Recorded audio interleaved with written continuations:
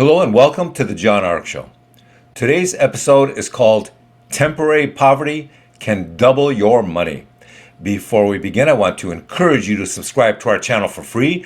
You can also like, comment, and follow us. We're going to have a lot of great celebrity interviews coming up, so make sure to click on that notification bell so you can be notified every time we upload a new episode. Also, we ask that you post a link to today's show on all your social media to help get the word out.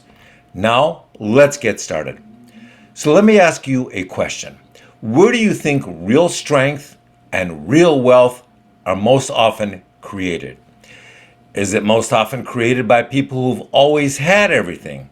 Or is it most likely to be created by people who've had very little in the past, but who struggled and worked very hard to build something? Now, let's examine the next stage of this hypothesis. What forges greater strength and determination? Is it overcoming tremendous adversity, or is it more likely created by someone who has never faced much adversity in the past? Who is more likely to succeed at a challenging task? Is it someone who has done it before, or is it someone who does it for the first time and keeps failing? They repeatedly fail, but they never quit, and eventually they succeed. Today, our thesis is that real strength and advancement come from individuals who are driven by their need to overcome past challenges or current struggles. Show me someone who was born with a physical limitation or a financial adversity, but who works every day to overcome it, and I'll show you someone who will possess the fortitude necessary to overcome future challenges and adversity much more effectively. Let's review this from another angle. Let's take two hypothetical lottery winners. One person has always been relatively poor, but suddenly they win $2 million. The other person has made about $100,000 per year for the last 10 years and worked 50 or 60 hours a week to make that money. They worked hard. So, who do most people think will behave wisely with their lottery earnings?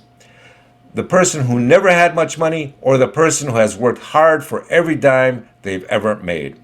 We suspect that the person who's worked very hard for their money will manage those winnings more effectively. Why is that?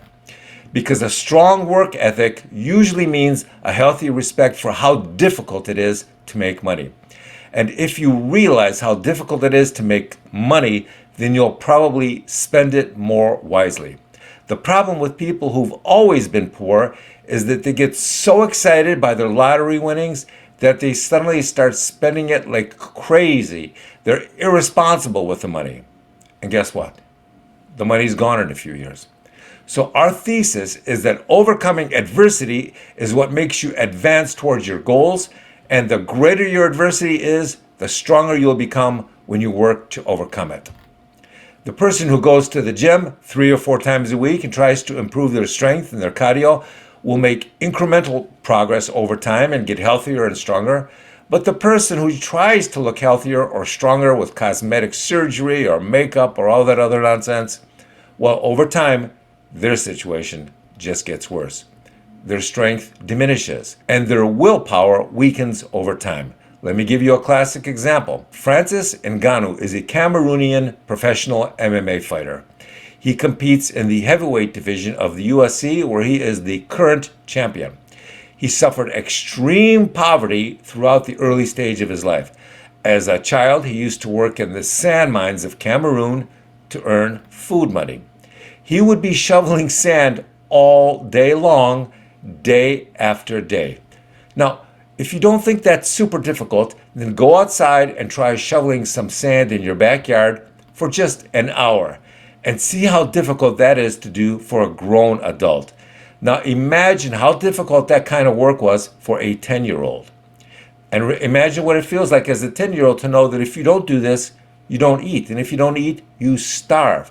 Your back's up against the wall. You have to do this. Now fast forward to today.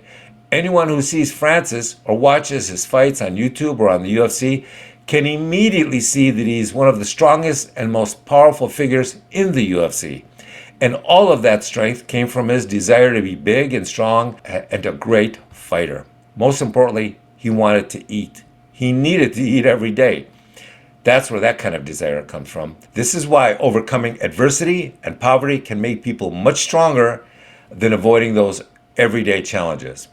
People who have gotten rich or wealthy without overcoming adversity or challenges often don't appreciate or even understand the true value of it.